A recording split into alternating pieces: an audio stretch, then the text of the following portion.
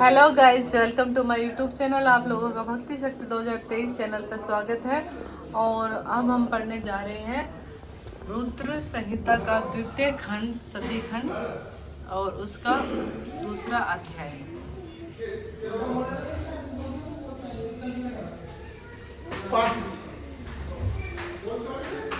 ओम नमः शिवाय।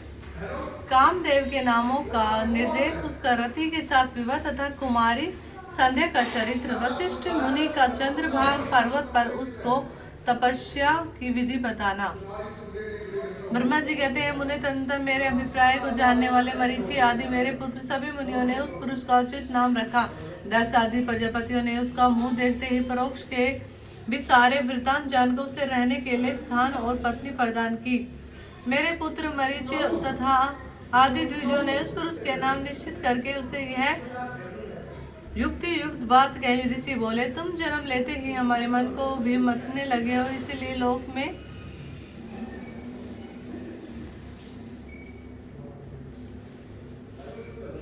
मनमत नाम से विख्यात होगे। मन भाव तीनों लोकों में तुम इच्छा अनुसार रूप धारण करने वाले हो। तुम्हारे समझ सुंदर दूसरा कोई नहीं आता है। काम रूप होने के कारण तुम काम नाम से भी विख्यात होगे। लोगों को मदमत बना देने के कारण तुम्हारा एक नाम मदन होगा। तुम बड़े ही दर्प से उत्पन्न हुए हो, इसीलिए दर्प कहलाओगे। और सदर्प होने के कारण ही जगत में कंदर्प नाम से भी तुम्हारी ख्याति होगी। समस्त देवता का सम्मिलित ख्याति होगी। समस्त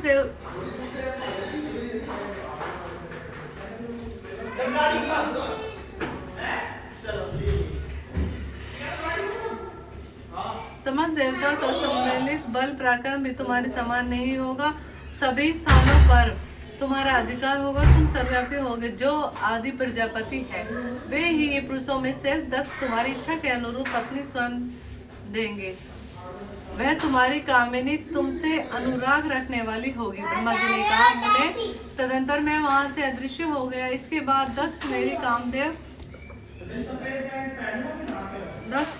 बात का स्मरण करके कंदर्प से बोले, कामदेव मेरे शरीर से उत्पन्न हुए मेरी यह कन्या सुंदर रूप और उत्तम गुणों से सुशोभित है। इसे तुम अपनी पत्नी बनाने के लिए ग्रहण करो। यह गुणों की दृष्टि सर्वथा तुम्हारे योग्य है। महा तेजस्वी मनोभाव, यह सदा तुम्हारे साथ रहने वाली और तुम्हारी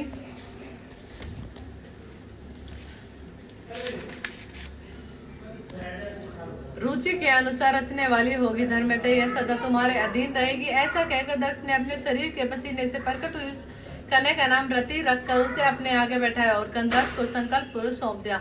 नारद दक्ष की वह पुत्री रति बड़ी रमणीय और मुनियों के मन को भी मोह लेने वाली थी। उसके साथ विवाह करके कामदेव को बड़ी प्रसन्नता हुई। अपनी रति नामक सुंदर स्त्री को देखकर उसके हाव भाव आदि से अनुरंजित हो कामदेव मोहित हो गए। तात उस समय बड़ा भारी उत्सव होने लगा जो सबके सुख को बढ़ाने वाला था। प्रजापति दक्ष इस बात को सोचकर बड़े प्रसन्न थे कि मेरी पुत्री इस विवाह से सुखी है। कामदेव को भी बड़ा सुख मिला और उसके सारे दुख दूर हो गए। दक्ष कन्या रति भी कामदेव को पाकर बहुत प्रसन्न हुई। जैसे संध्या काल में मनोहारिणी विद्युन माल के साथ में शोभा पाता है, उसी प्रकार रति के साथ प्रिय वचन बोलने वाला कामदेव बड़ी शोभा पा रहा था। इस प्रकार रति के प्रति भारी मोह से युक्त रतिपति कामदेव ने उसे उसी तरह अपने हृदय सिंहासन पर बिठाया जैसे योगी पुरुष योग विद्या को हृदय में धारण करता है। पुरुष योग विद्या को हृदय में धारण करता है। इसी प्रकार पूर्ण चंद्रमुखी रति भी उस श्रेष्ठ पति को पाकर शोभित हुई, जैसे श्री हरि को पाकर पूर्ण चंद्राना लक्ष्मी शोभा पाती है। सूत जी कहते हैं, ब्रह्मा जी का यह कथन सुनकर मुनि श्रेष्ठ नारद मनि मन बड़े प्रसन्न हुए और भगवान शंकर का स्मरण करके हास्य पूर्वक बोले, महाभाग विष्णु शिष्य महामते विधाते, आपने चंद्रमौली शिव की यह अद्भुत लीला कही। अब मैं यह जानना चाहता हूँ कि विवाह के पश्चात जब कामदेव प्रसन्नता पूर्वक अपने स्थान को चला गया, दक्ष भी अपने घर के पधारे तथा आप और आपके मानस पुत्र भी अपने अपने धाम को चले गए, उत्पन्न करने वाली ब्रह्मा कुमारी संध्या कहाँ गई? उसने क्या किया और किस पुरुष के साथ उसका विवाह हुआ? संध्या का बात चरित्र विशेष रूप से बताइए। सुनियो, मैं किताब पढ़ रही हूँ जो ब्रह्मा जी ने कहा, मुने संध्या का वह सारा सुख चरित्र सुनो, जिसे सुनकर समस्त कामनाएं सदा के लिए सती साध्वी हो सकती है। वह संध्या जो पहले मेरी मानस पुत्री थी, तपस्या करके शरीर को त्याग कर मुनि श्रेष्ठ मेधातिथि की बुद्धिमती पुत्री होकर अरुंधति के नाम से विख्यात हुई। उत्तर व्रत का पालन करके उस देवी ने ब्रह्मा विष्णु और महेश्वर के कहने से श्रेष्ठ व्रतधारी महात्मा वशिष्ठ को अपना पति चुना। वह सौम्य स्वरूप वाली देवी सबकी वंदनीय और पूजनीय श्रेष्ठ पतिव्रता के रूप में विख्यात हुई। नारद जी ने पूछा, भगवान संध्या ने कैसे, किस लिए और कहां तप किया, किस प्रकार शरीर त्याग कर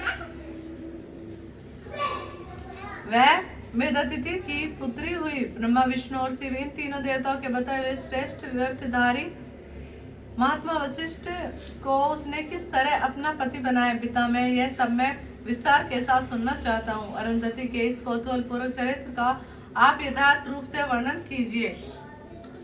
ब्रह्मा जी ने कहा, मुने, संध्या के मन में एक बार सकाम भाव आ गया था, इसीलिए उस साध्वी ने यह निश्चय किया कि वैदिक मार्ग के अनुसार मैं अग्नि में अपने इस शरीर की आहुति दे दूंगी। आज से इस भूतल पर कोई भी देहधारी उत्पन्न होते ही काम भाव के युक्त न हो, इसके लिए मैं कठोर तपस्या करके मर्यादा स्थापित करूंगी। तरुणावस्था से पूर्व किसी पर भी काम का प्रभाव नहीं पड़ेगा, ऐसी सीमा निर्धारित करूंगी। इसके बाद इस जीवन को त्याग दूंगी। मन ही मन ऐसा विचार करके संध्या चंद्रभाग नामक उस श्रेष्ठ पर्वत पर चली गई, जहाँ चंद्रभागा नदी का प्रादुर्भाव हुआ है। मन में तपस्या का दृढ़ निश्चय ले संध्या को श्रेष्ठ पर्वत पर गई।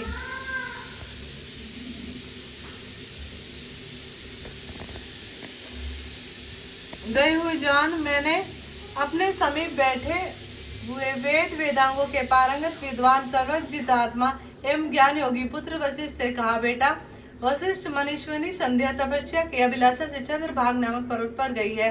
तुम जाओ और उसे विधि पूर्वक दिशा दो।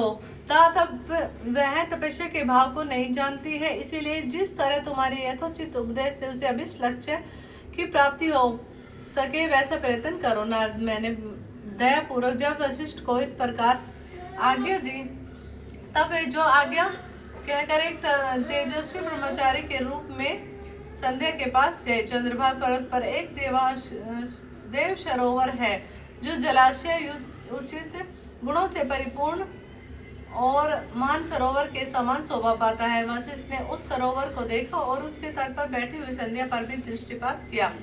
कमलों से प्रकाशित होने वाला वह सरोवर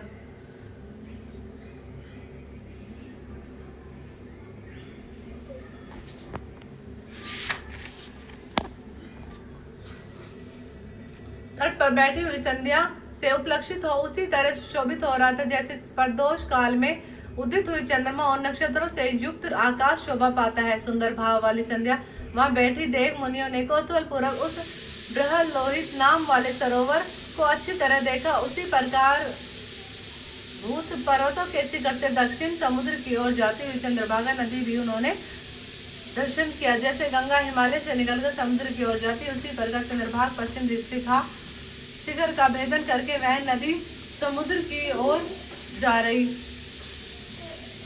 थी। उस चंद्रभाग पर्वत पर ब्रह्मलोही सरोवर के किनारे बैठी संध्या को देखा वशिष्ठ जी ने आदर पूर्वक पूछा। वशिष्ठ जी बोले, भद्रे, तुम इस निर्जन पर्वत पर किस लिए आई हो, किसकी पुत्री हो और तुमने यहाँ क्या करने का विचार किया है?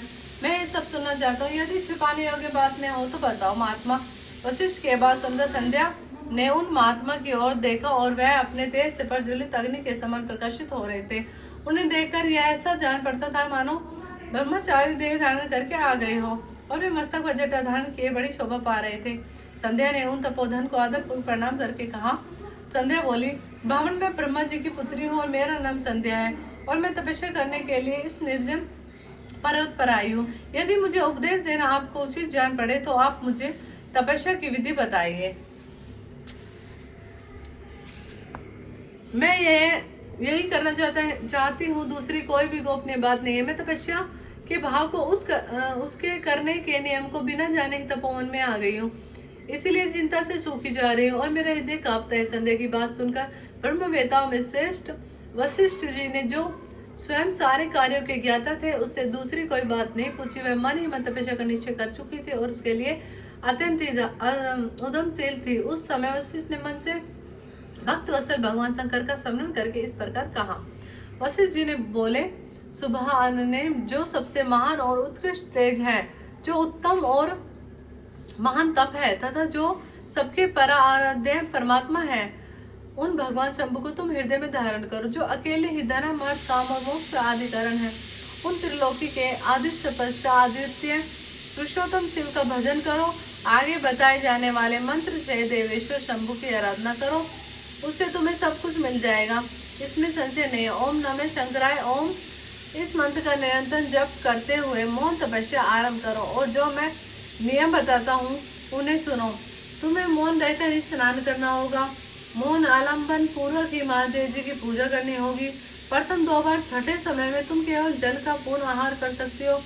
जब तीसरी बार छठे समय आए तब केवल उपवास किया करो। इस तरह तपस्या की समाप्ति तक छठे काल में जलार एवं उपवास की क्रिया होती रहेगी। देवी, इस प्रकार की जाने वाली मौन तपस्या ब्रह्मचारी का फल देने वाली तथा संपूर्ण अभिष्ट मनोरथों को पूर्ण करने वाली होती है। यह सत्य है, इसमें संशय नहीं है। अपने चित्त में ऐसा शुभ उद्देश्य लेकर इच्छा अनुसार शंकर जी का चिंतन करो, वे प्रसन्न होने पर तुम्हें अवश्य अभिष्ट फल प्रदान करेंगे। इस तरह संध्या को तपस्या करने की विधि का उपदेश दे मुनि वशिष्ठ यथोचित रूप से उससे विदा ले वही अंतर्धान हो गए। अध्याय समाप्त। ओम नमः शिवाय। धन्यवाद।